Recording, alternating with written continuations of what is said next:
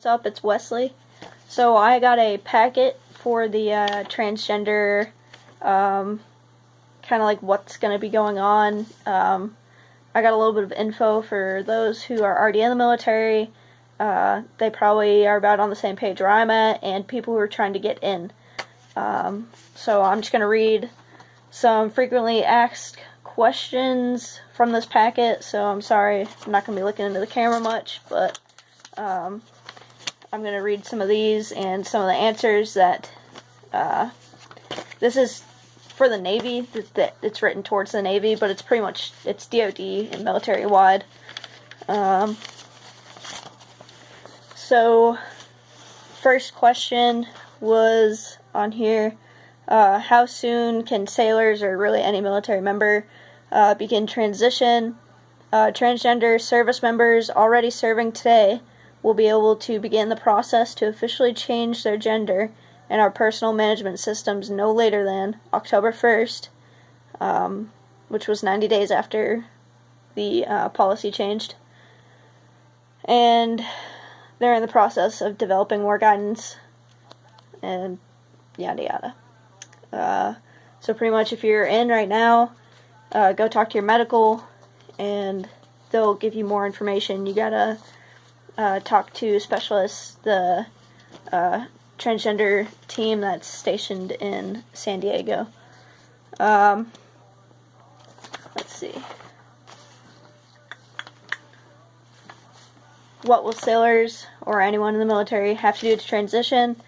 Currently, the DOD is in the process of developing more guidance for transition timelines and procedures, which will be released in coming months. So hopefully anytime now, because I just got this packet, but it was dated for June.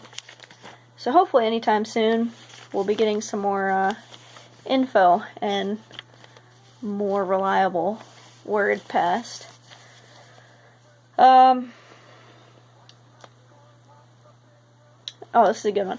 If an individual is transgender, does this announcement mean the sailor or any military member can buy new uniforms and start immediately wearing them? Unfortunately, that's a no.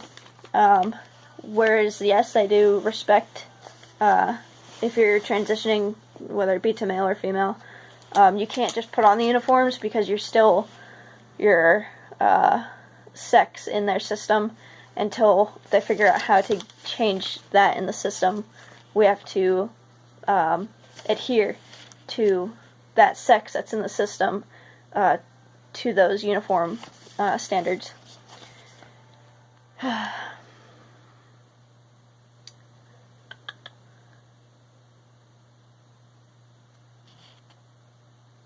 Alright, so how will uniform/grooming policies be affected by this change? Uniform and grooming standards will be addressed in a sailor's transition plan as agreed to by the sailor and the CO. For those of you who don't know, the CO is your commanding officer. He's going to be the highest up in your unit. So he's going to be the one that you're going to have to talk to. I had my CO brief. He was actually really cool about it and said he's going to back me and a few other people who are trans in my unit. And he's going to try and get everything situated as quickly as possible. But I already understood this. This is the first time the DOD is ever doing this, so I know it's going to be a slow, painstakingly slow, long road. But, I mean, I don't mind. In the long run, it's going to pay off, so I don't mind.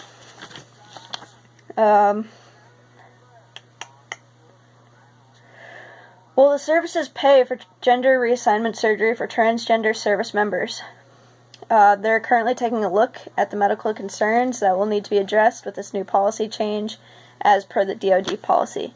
From what I understand right now, I just had a phone conference, actually, with San Diego, the trans team out there.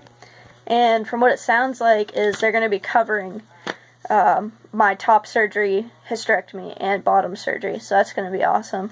Hopefully I'll still be in the military by the time I get around to doing bottom surgery. But my biggest priorities right now are top surgery and my hysterectomy and starting hormone replacement therapy.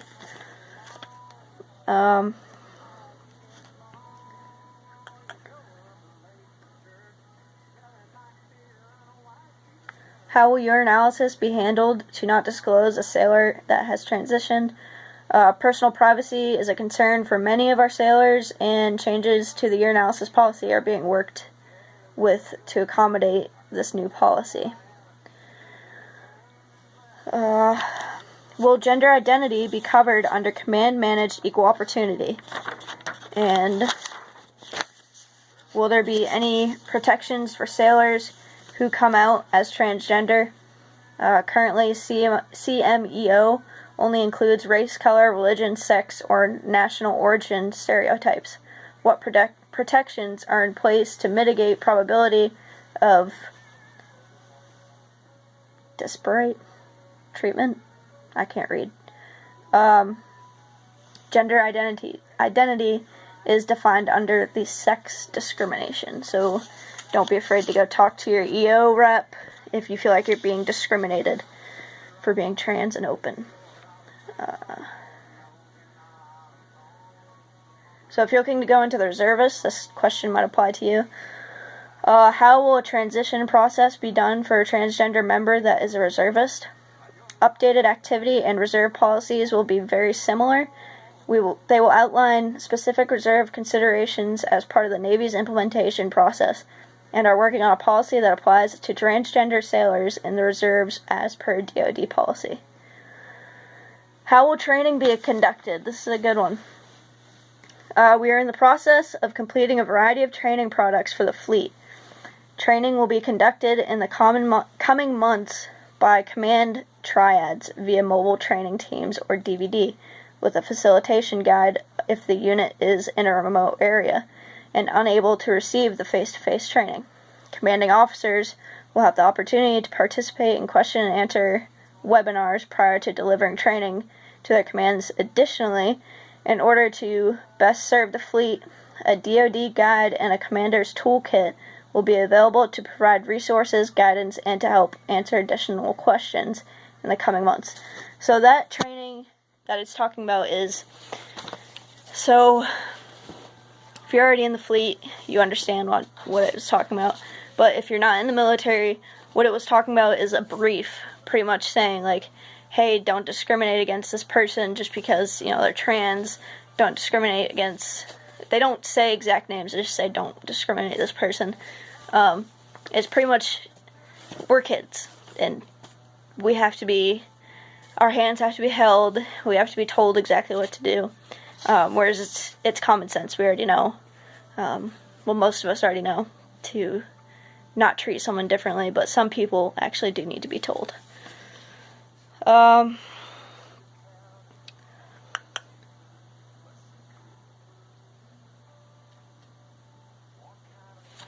Okay, let's see what else there is in this packet. Yeah, it's kind of a big packet. I'll put, you should be able to look it up online, and I'll put what memorandum it is. Let's see. Alright. So, this is for the procedures segment. If you're already in, you should already know that they cannot force you out of the military. It's not possible for you to get discharged unless you have some other kind of medical condition that limits you or hinders you in your job that is long-term. Because, why waste money to fix us when you can just send us out into the world not knowing what the hell's going on. Alright, so if you're trying to get in to the military,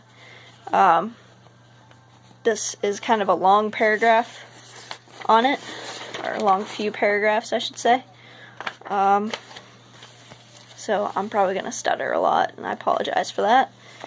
Alright, so medical standards for accession into the military services help to ensure that those entering service are free of medical conditions or physical defects that may require excessive time lost from duty.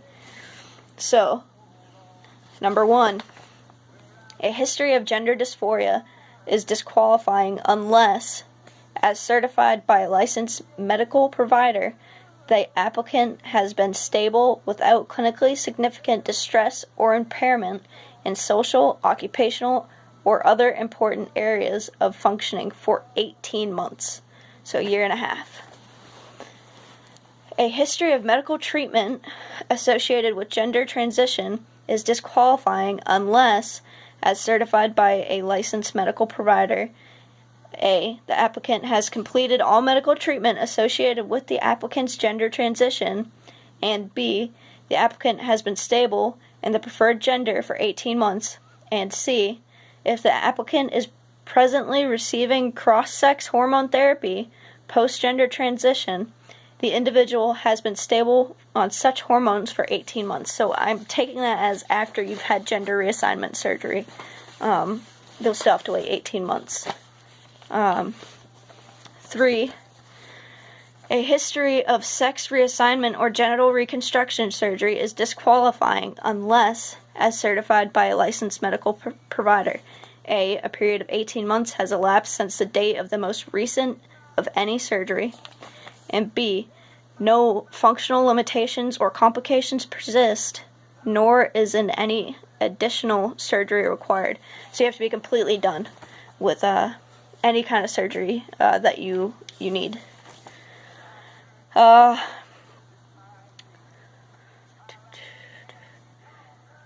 secretaries of the military departments and the Commandant, United States Coast Guard, may waive to reduce the 18-month period in whole or in part in individual cases for applicable reasons.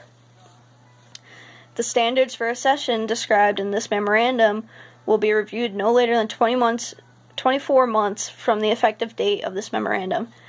So they're going to do a re-eval in 2 years, by the sounds of it.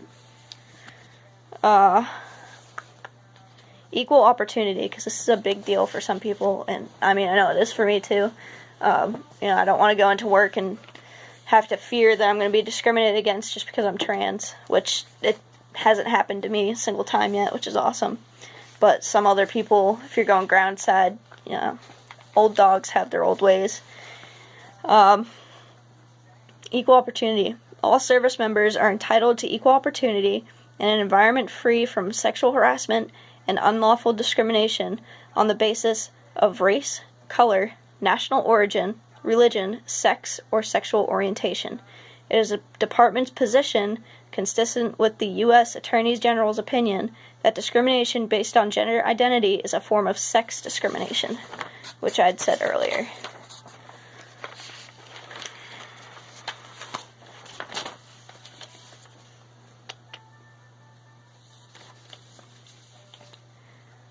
Yeah, so that's pretty much it from this whole packet. Like I said, it was issued in June, but I didn't get it until just recently. So hopefully there's going to be a lot more improvement coming here soon. Hopefully we'll be able to see everything unfold smoothly in the next coming months. I know I just got off the phone a couple days ago. I got off the phone with the transgender team in San Francisco, whatever those.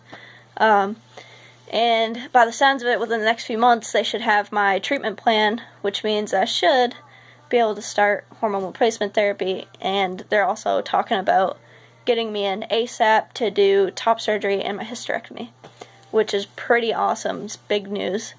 So I will keep y'all updated. If you have any other questions, let me know, and I will get in contact with my medical team and see what other paperwork they have, any other memorandums, whatever. But I hope this was a little bit more helpful than my previous videos. It was straight from the paperwork. Like I said, any other questions, just post a comment on here. Alright, have a great day, y'all.